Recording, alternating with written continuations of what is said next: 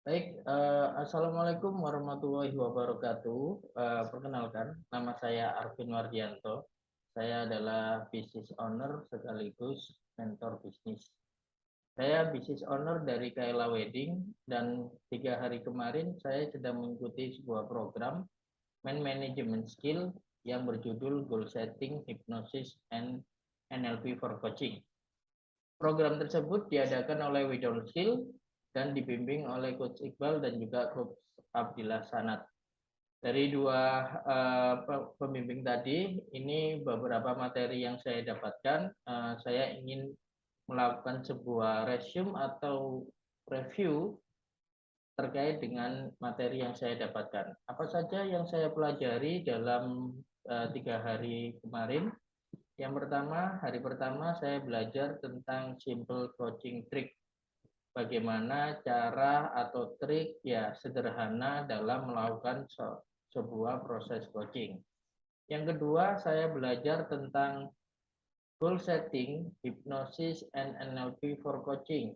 Yang itu dipandu oleh Coach Iqbal. Kemudian yang ketiga, kita simulasikan dari dua materi atau pemaparan dari Coach Iqbal dan juga Coach Abdillah. Jadi hari ketiga kita full praktek. Di hari yang pertama kita belajar tentang why. Kenapa ada peran atau pekerjaan atau profesi seorang coach atau proses coaching gitu ya. Ternyata alasannya adalah melahirkan pemimpin yang berpikiran terbuka dan mampu memberdayakan setiap individu dalam timnya untuk mencapai tujuan bersama. Sehingga harapannya timbul pemimpin yang baru, tidak ada gap antar generasi, timnya antusias, dan meminimalisir miskomunikasi. Sehingga coaching membuka potensi untuk memaksimalkan kinerja mereka dan membantu mereka untuk belajar daripada kita mengajar mereka. Gitu ya. Dari sana kita juga akan mendefinisikan apa itu coach gitu ya. Dan coach ini istilah coach juga banyak dipraktekkan tidak hanya di kampus ya di kuliah, di olahraga juga, bahkan dalam pekerjaan saya sebagai bisnis ternyata juga ada business coach. Nah, di sana kalau coach secara olahraga adalah orang yang mendampingi tim untuk meraih prestasi yang diinginkan, sedangkan kalau coach bisnis adalah orang yang meningkatkan performa tim dalam bekerja untuk mencapai target yang telah ditetapkan. Nah, dari sebelum masuk ke dalam bagaimana cara simpelnya, kita banyak membahas tentang perbedaan coaching, mentoring, training, consulting, dan juga counseling. Secara umum, mentoring ini adalah sesuatu yang kita gunakan untuk transfer pengetahuan secara utuh. Sedangkan training kita melakukan transfer pengetahuan. Sedangkan consulting adalah memberi solusi. Kalau counseling memberi solusi atau menyelesaikan masalah yang sifatnya mental. Dan kalau coaching adalah meningkatkan kesadaran diri.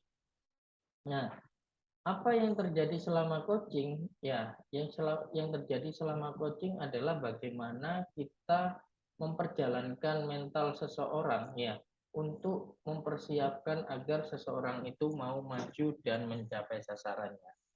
Sehingga coaching ini adalah memperlebar dan memperdalam wadah untuk berpikir.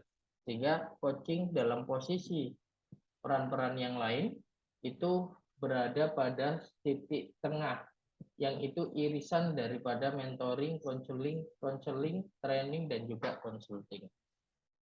Nah, kalau berdasarkan faktanya ternyata coaching ini memberikan impact 88% dibandingkan proses training. Kalau training hanya memberikan impact sebanyak 22%.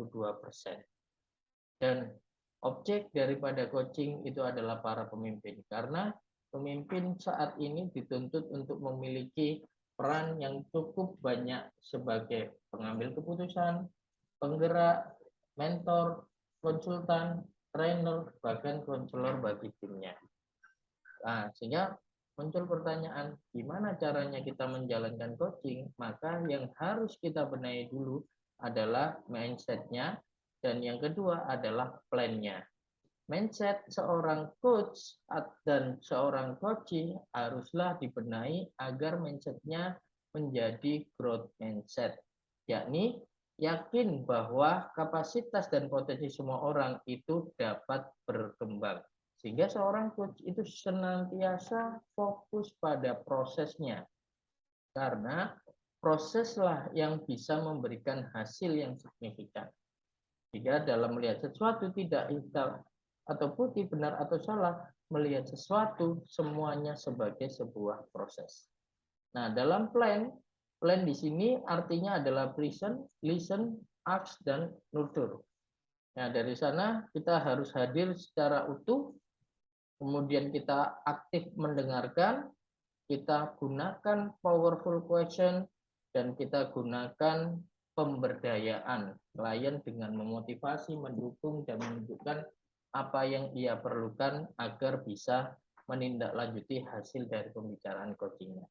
Nah, itu adalah cara simple atau simple coaching trick. Bagaimana kita bisa melakukan coaching secara sederhana. Trik-trik sederhana dalam melakukan proses coaching. Nah, sedangkan di dalam hari kedua, kita belajar tentang goal setting, hypnosis, and NLP for coaching. Nah, dari sini kita belajar tentang bagaimana apa itu hipnosis. Ya, yang selama ini banyak masyarakat menyatakan bahwa proses hipnosis adalah proses seperti hal-hal yang tidak masuk akal, seperti sihir, seperti dukun, dan sebagainya. Ternyata hipnosis itu sangat-sangat realistik, sangat ilmiah, dan memang itu merupakan sebuah pengetahuan baru, gitu ya.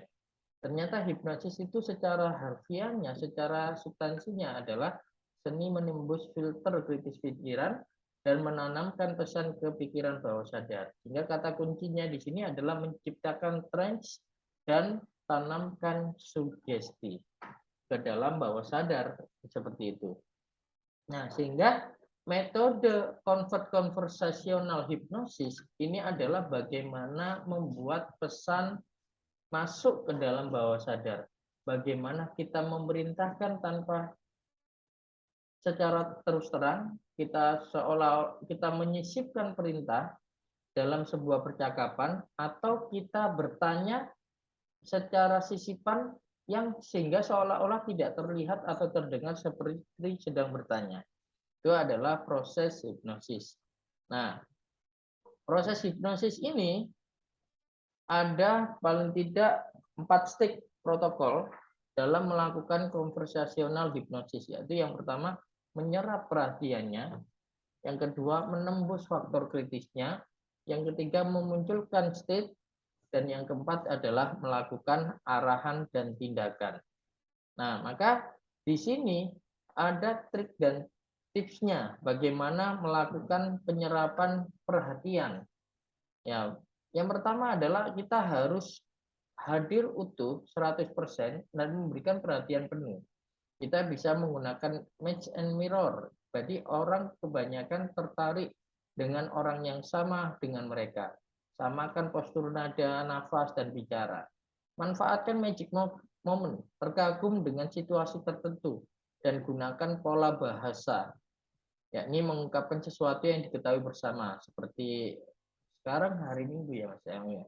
Atau generalization, atau saya percaya setiap orang ingin bahagia, atau mendeskripsikan ulang apa yang dia alami oleh klien.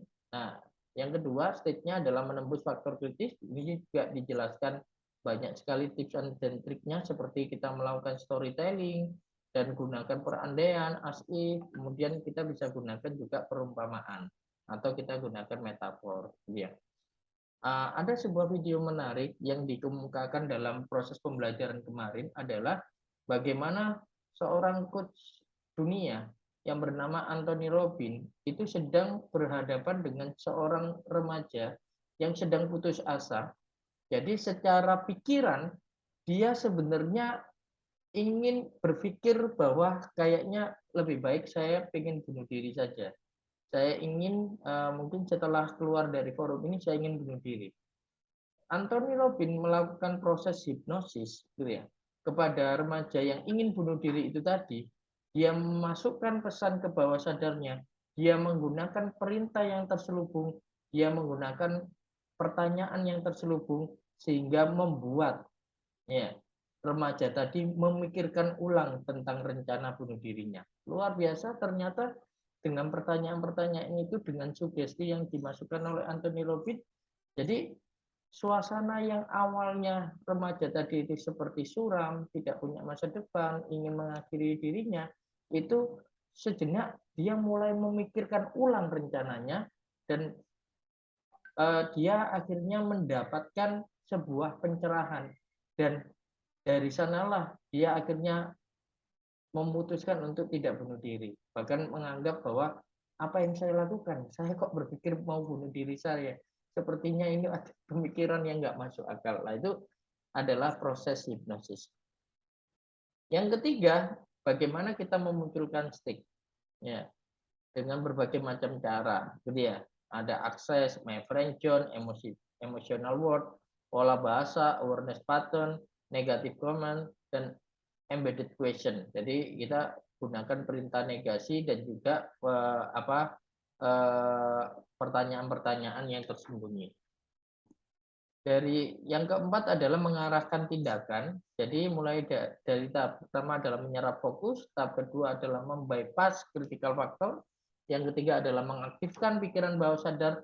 Setelah kita melalui 3 tahapan itu, maka yang terakhir adalah melakukan pengarahan. Kita membawa seseorang pada hal yang diharapkannya ataupun pada keinginan kita. Bagaimana cara kita melakukannya? Maka kita menggunakan yes set question. Bagaimana pertanyaan retorika yang jawabannya selalu ya, ya, ya, gitu ya. Dan kita menggunakan pola bahasanya adalah cause effect, karena maka, atau temporal pattern, sebelum, sambil, dan sesudah.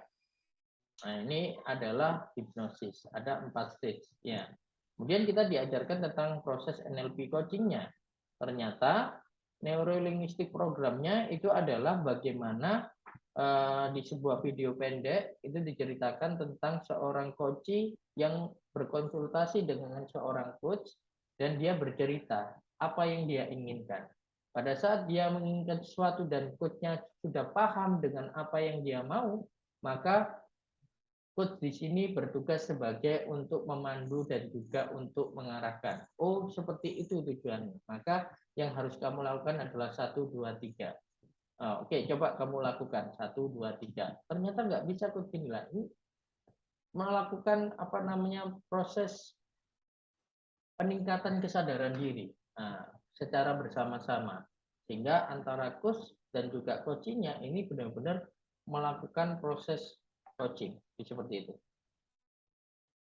Kenapa kita membutuhkan proses coaching? Karena kita dihadapkan pada kondisi sekarang yang mana kita tidak puas dengan kondisi sekarang, kemudian kita punya keinginan di masa yang akan datang, atau kejelasan terhadap kondisi yang diinginkan yang kita namakan visi, dan kita punya langkah awalnya. Dari sini rumusnya haruslah lebih besar daripada resisten to change, artinya penolakan terhadap perubahan. Jadi kondisi sekarang, visi, dan juga first step atau langkah awal itu kondisinya harus lebih besar daripada penolakan terhadap perubahan. Itu adalah rumus perubahan, bagaimana kita bisa menjadi lebih baik. Rumus perubahan, ada 3 area perubahan. Yang pertama adalah area perubahan yang wilayahnya untuk kewenangan dan keputusan kita sendiri. Yang kedua adalah area yang kewenangan dan keputusan bisa dipengaruhi oleh orang lain. Dan yang ketiga adalah area yang tidak dapat diubah dan dipengaruhi, alias netral. Maka kita harus paham bahwa dalam proses kita memahami sesuatu, pikiran kita menangkap dari 5 panca indera. Kemudian kita punya sensor dan kita filter, masukkan ke dalam memori, kemudian kita representasikan, dan kita muncul sebuah perilaku. Nah, sistem representasi itu kita mulai dari 5 panca indera kita, dan itu kemudian masuk ke dalam sensor kita, difilter, dan masuk ke dalam memori kita. Ada pikiran sadar dan ada pikiran bawah sadar. Pikiran sadar mulai dari ide, memori jangka panjang, logika, dan juga analisis. Sedangkan pikiran bawah sadar, imajinasi, pusat emosi, perasaan, kreativitas, kebiasaan, perilaku, belief system, self image, itu adalah pikiran bawah sadar. Yang ternyata banyak perilaku kita didominasi oleh pikiran bawah sadar sebanyak 88 sampai dengan 90%. Sedangkan pikiran sadar kita itu hanya 10 sampai 12%. Maka 88 sampai 90% kehidupan manusia dipengaruhi oleh pikiran bawah sadarnya. Nah, ini yang harus kita sadari. Karena menurut Jonathan Leman, di sini apa yang Anda yakini itulah kehidupan kenyataan di hidup Anda, dan apa yang Anda pikirkan itulah kenyataan di hidup Anda. Maka disinilah the map is not territory, gitu ya. Ada kenyataan yang harus kita harus paham tentang problem frame dan out frame, dan kita akan ketika melakukan proses coaching kita juga dibekali dalam melakukan proses identifikasi bagaimana seorang coachingnya, apakah memberikan informasi kepada kita secara benar ataukah mereka sedang berpura-pura atau sedang berbohong dalam memberikan informasi pada kita. Maka caranya adalah menemukan kata kunci, klarifikasi kata kunci, matching and mirroring, kemudian patching dan leading, gitu ya. Dan juga kita membuat building report. Ya. Tadi building report itu juga ada banyak tahapan-tahapannya, dan terakhir secara praktikal kita juga dibekali oleh coaching tool seorang NLP coach dalam melakukan praktek coaching. Yang mana pertama kita harus punya positive statement, kemudian yang kedua kita punya present tense, yang ketiga adalah time limited, dan yang keempat adalah spesifik, yang kelima adalah emosi. Itu adalah goal statement berdasarkan well-formed outcome NLP. Sehingga yang pertama, ungkapkan dalam kalimat positif, pastikan bahwa outcome berada dalam kendali, diupayakan spesifik mungkin, memiliki tolak ukur faktor yang jelas, kontekstual, memiliki sumber daya, ekologis, dan tetapkan langkah awal. Itu adalah tahapan dalam well-formed outcome, dan tahapan dalam NLP proses core model itu juga diajarkan. Dan juga kita menggunakan tool 6W plus 1H. Dan juga ada tool smarter yang artinya spesifik, measurable, achievable, realistic, timeable, exciting, recordable. Itu adalah smarter atau disingkat sebagai smarter. Bagaimana kita bisa melakukan coaching agar coach kita bisa menentukan goal-nya, tapi kita pandu dengan tool yang bernama Smarter, bahwa goal itu harus smarter, seperti itu. Kemudian hari ketiga kita banyak melakukan proses simulasi, proses bagaimana kita melakukan opening, gitu ya. Bagaimana coach menanyakan kabar coachingnya, coach memberikan pujian, membangun kenyamanan dengan menanyakan topik menarik bagi coach, menjelaskan tujuan, menjelaskan sesi coaching bagi coach, menjelaskan harapan dan ekspektasi dan kesepakatan durasi waktu. Kemudian simulasi klarifikasi, simulasi develop, simulasi agreement, simulasi closing. Nah, itu adalah bagian simulasi-simulasi yang juga kita praktekkan di hari ketiga. Dan tips dan triknya 5K yang harus dipersiapkan coach: kepercayaan, keterbukaan, komunikasi, kemauan, dan juga komitmen. Nah, itu adalah hal yang kita pelajari selama 3 hari kemarin. Jadi mudah-mudahan teman-teman yang melihat video ini bisa sedikit memberikan gambaran. Kira-kira berarti ketika melakukan proses coaching kepada coach kita, itu kita harus punya triknya, dan kita harus punya toolnya, dan harus kita terapkan metodologi hipnosis dan NLP. Kira-kira seperti itu, teman-teman. Mudah-mudahan bermanfaat review dari saya, dan bagi yang tertarik untuk mengikuti goal setting Hypnosis and NLP for Coaching, segera hubungi admin Weldon Skill. Insya Allah akan ada kelas-kelas yang dapat meningkatkan kapasitas kita, soft skill kita, dan juga bisa mempertajam ilmu kita yang bermanfaat untuk praktisi bisnis maupun sebagai seorang mentor bisnis. Sekian dari saya ucapkan terima kasih dan wassalamualaikum warahmatullahi wabarakatuh.